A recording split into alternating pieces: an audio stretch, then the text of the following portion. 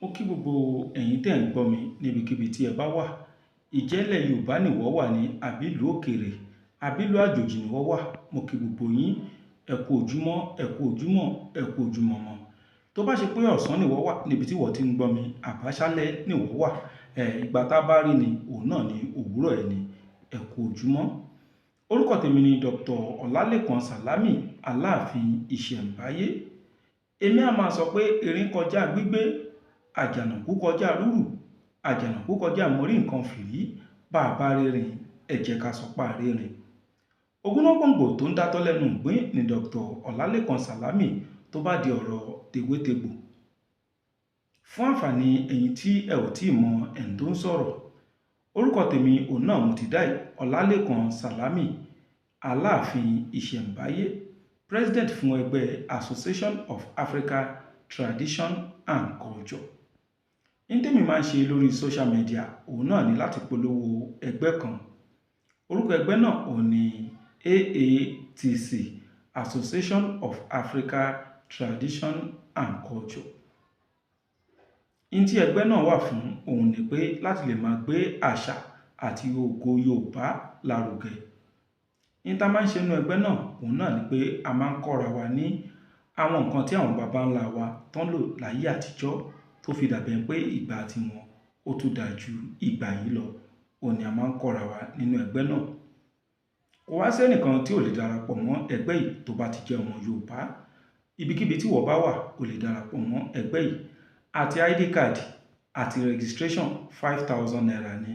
Tẹ́ bá darapọ̀ mọ́ ẹgbẹ́ náà, ẹ jẹ́rìí sí agbára Ọlọ́run. Nítorí pé àwọn nǹkan tẹ́ ẹ gbọ́ rí ẹ máa gbọ́ nínú ẹgbẹ́ náà tó sì jẹ́ nǹkan òdodo nípa ọ̀rọ̀ tewétegbò. Àwọn kan máa ń bi mí wá ní kí ni àwọn àǹfààní táwọn máa jẹ nínú pé káwọn darapọ̀ mọ́ ẹgbẹ́ náà. Àǹfààní pọ̀ rẹ̀gẹ̀dẹ̀.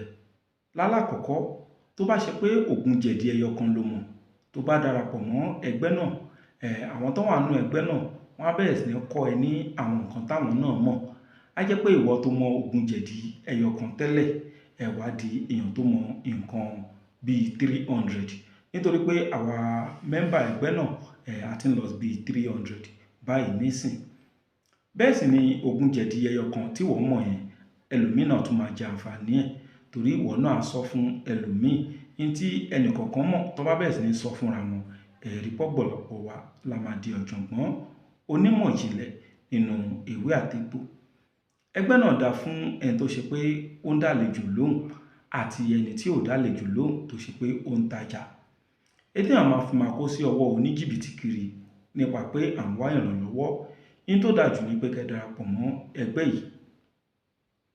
Àti darapọ̀ ò nira. Mo ti sọ fún wa pé àti registration àti ID card 5,000 naira ni.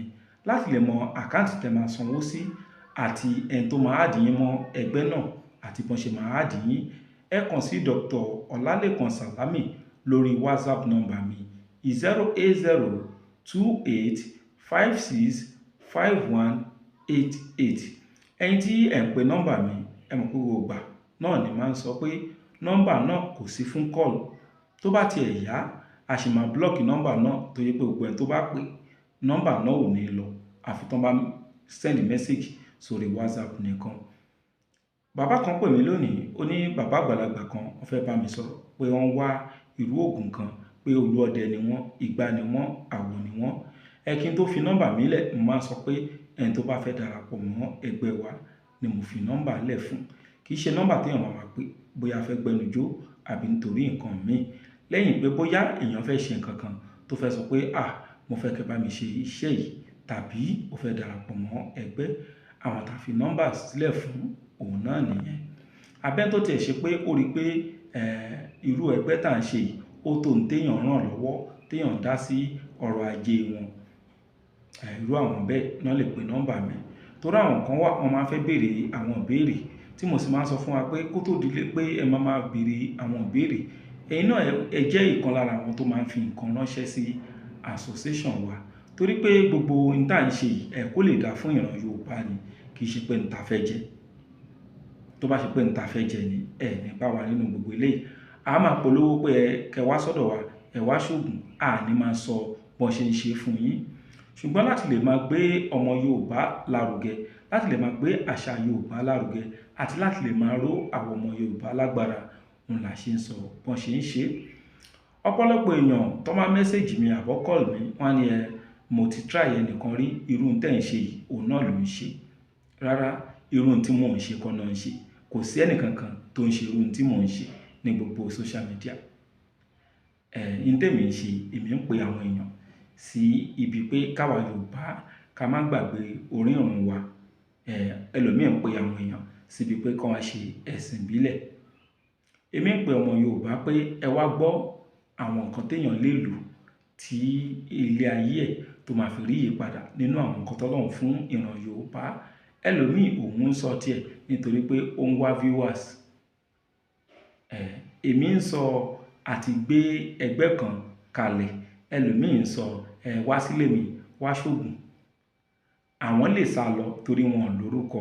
Dr. Lekan Salami tó jẹ́ president ẹgbẹ́ AATC kò lè sá lọ torí pé abẹ́rẹ́ tó lókun ń dì ní. Ṣé rí pé mo wá yàtọ̀ sí gbogbo àwọn èèyàn tẹ́tí ń rí lórí social media. Ẹ wá mọ̀ pé èmi ò ní sọ̀rọ̀ kí n má fún wa ní iṣẹ́ kan. Iṣẹ́ kan ni mo fẹ́ fún wa lónìí. Iṣẹ́ tó wúlò fún ọ̀pọ̀lọpọ̀ èèyàn ni. Iṣẹ́ ta fi ń gba ògo wa padà. Ẹlòmíì àti ẹ̀ sọ pé ẹ̀ṣẹ̀ nìkan lè gbógo ẹnìkan ni. Ẹnìkan ń gbógo ẹnìkan o. Kódà Bíbélì jẹ́rìí sí. Nítorí pé bàbá kan, àwa náà ti mọ ìtàn bàbá yìí, ó bímọ méjì. Ó ní kọ́mọ kan kó lọ pa ẹran wá kóun lè súre fún. Ṣùgbọ́n ìgbà tó yẹ pé ìyá ó fẹ́ràn ọmọ kan, ó sọ fún ọmọ náà pé kó má lọ pa ẹran tán ní kí tálákọ̀ọ́kọ́ pa, kó pa àgùntàn nítorí pé ó mọ̀ pé àgùntàn wà ní àrọ́wọ́tó nílé. Ó ní tó bá ti pa kó gbé lọ fún bàbá, bàbá sì rèé, wòlíì Ọlọ́run ni bàbá, ó ti fọ́ lójú lásìkò náà. Ó wá ní ìre tí bàbá fẹ́ sú fún ọmọ tó sọ pé kó lọ wá nǹkan wáyìí, ìwọ tètè gba ìre náà. Ṣé wọ́n gbògo àbọ̀ wọ́n gbògo? Ọmọ náà sì gba ìre lọ́wọ́ bàbá náà. Ìgbà tẹ́ni tó lọ pa ẹran nínú igbó máa fi dé, òun ti gba ògo ọmọ alákọ̀ọ́kọ́. Ṣùgbọ́n nǹkan kan ò ní ṣẹlẹ̀ láyé kọ́lọ́run má mọ̀ sí. Bọ́lọ́run ṣe kọ ìrìnàjò tiwọn nìyẹn. Tẹ́nìkan gba ògo ẹnìkan. Bó ṣe wá wà ní physically, bẹ́ẹ̀ náà ló wà ní spiritually. Wọ́n máa ń gbògo lọ́wọ́ ológo ní spiritually náà. Ẹni tó máa ti gba ògo ẹ̀, òun ní iṣẹ́ yìí ó wà fún. Tó ṣe pé ó fura pé nǹkan ò lọ bó ṣe ń lọ tẹ́lẹ̀ mọ́. Iṣẹ́ náà dá fún àwọn tó ṣe pé wọ́n ti lówó rí, wọn wá lówó mọ́. Tá a bá fẹ́ ṣe iṣẹ́ náà, ẹ jẹ́ ká kó ẹ̀rọ alámọ̀, ẹ jẹ́ ká kó sínú odó. Á wá gùn. Tá a bá ti gùn débì kan, ẹ jẹ́ ká kó egbò láà pupa, ẹ jẹ́ ká kó sínú ẹ̀. Ewé kan ló ń jẹ́ ewé láà. Ó ní èso, bẹ́ẹ̀ sì ni ó ní egbò. Egbò ẹ̀ yìí òun là nílò nínú iṣẹ́ yìí. Tá a bá ti kó egbò láà náà sí pẹ̀lú ẹ̀rọ alámọ̀, á gùn papọ̀. Tá a bá ti gùn tó ti ń kúnná dáadáa, ẹ jẹ́ ká kó ọṣẹ sí. Ká kó ọṣẹ náà, ká gùn papọ̀ mọ́ omi díẹ̀ la fi pò. Tá a bá ti gùn tán, ta pò tán, ẹ jẹ́ ká kó síbì kan. Inú ajáde apẹ̀rẹ̀ la ti ń wẹ ọṣẹ lálaalẹ́. Tá a bá máa fi wẹ̀ bí ọjọ́ méje àbọ̀jọ́ mẹ́ta, ẹ jẹ́ ká dáwọ́ dúró ká wo ìtọ́lọ́run bá máa ṣe. Àsìkò tá a bá ń wẹ aṣẹ yìí, ẹ má yẹ ká ní àṣepọ̀ pẹ̀lú ọkùnrin àbí pẹ̀lú obìnrin ká wá wo ìyàtọ̀ tọ́lọ́run ó mú bá wa. Ẹ̀yin tí ẹ máa ń wá sí program Dr. Lekan Salami, tẹ máa ń wá sí program AATC, ọ̀pọ̀lọpọ̀ àǹfààní lẹ ti ń jẹ ń bẹ̀. Nínú ọ̀sẹ̀ tá wà yìí, nínú oṣù tá wà yìí, nínú April yìí, tó bá di 27, ẹ wá pàdé mi nílùú Ìkòròdú. Ẹ rí Dr. Lekan Salami lójúkòròdú. 419 ò lè sọ pé kẹ wá róhùn. Èèyàn tó mọ̀ pé lóòótọ́ lòun, òun náà ló máa ní kẹ pàdé òun níbi báyìí. Ẹ̀yin tẹ́ ti wá sí gbogbo ìta tí ń ṣe tẹ́lẹ̀, ẹ ti jẹ àǹfààní oríṣiríṣi. Ẹ tún máa bọ̀ ní Ìkòròdú kẹ́ tó wá wo ìyanu Ọlọ́run. Níbẹ̀ náà láti fẹ́ ṣe ìrántí àwọn akọni ilẹ̀ Yorùbá tí wọ́n ti papòdà.